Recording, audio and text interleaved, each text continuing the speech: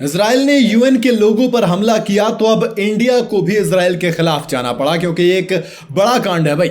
Lebanon में UN peace keepers पर हमले का मामला अब धीरे धीरे तूल पकड़ता जा रहा है। फ्रांस और इटली समेत कई देशों ने इस पर नाराजगी जताई है।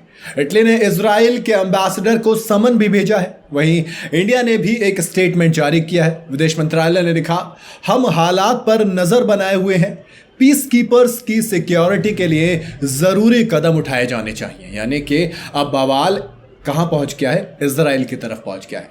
लेकिन बवाल है क्या, पूरा बताता हूं आपको। यूनाइटेड नेशन की एक एजेंसी है पीस कीपर्स। अलग अलग देशों में मिलिट्री, पुलिस और जो वहां के आम नागरिक कर्मी हैं, जो दुनिया भर के जो कन्फ्लिक्ट वाले जोन होते हैं वहां पर शांति बनाए रखने के इरादे से काम करते हैं।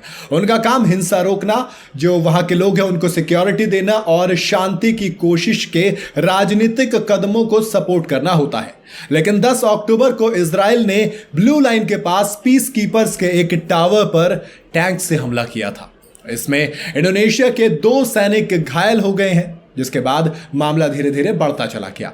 ब्लू लाइन लेबनान और इजराइल और गोलान हाइट के बीच की एक कहते हैं ना अस्थायी बॉर्डर है, और गोलान हाइट्स इजराइल के उत्तर पूर्व में है। ये कभी सीरिया का हिस्सा हुआ करता था। 1967 की जंग में इजराइल ने इस पर कब्जा कर लिया था, फिर उसको छोड़ा ही नहीं। उसके बाद से वो इजराइल के पास है। इंटरनेशनल कम्युनिटी इस कब्जे को लेकिन अवैध बताती है, यानी कि इलीगल बताती है। अब ब्लू लाइन क्या है भाई? 2000 के बरस में खींची गई एक लाइन थी, जब इजराइल ने 18 साल बाद साउथ लेबनान में अपनी सेना बाहर की थी। इस लाइन का मकसद ये देखना था कि इजराइल पीछे हटा या नहीं, यानी कि उससे पीछे है या नहीं है। वैसे तो यूएन की पीस कीपिंग फोर्स 1978 से ही साउथ लेबनान में है। 2006 में उसका फोकस इजराइल और हिजबुल्लाह के बीच होने वाले कन्फ्लिक्ट पर रहा है। 2006 में दोनों के बीच 34 दिन लंबी जंग चली थी। फिर सीज फायर का समझौता कराया गया। उसके बाद इजराइल वापस लौटा था। 18 साल बाद उसने फिर से साउथ लेबनान पर जमीनी हमले शुरू किए हैं। यूएन का कहना है कि इजराइल के हमलों के चलते पीस कीपर्स अपना काम नहीं कर पा रहे हैं। इजराइल के हमले के बाद हालात अब और भी ज्यादा बिगड़ते जा रहे हैं।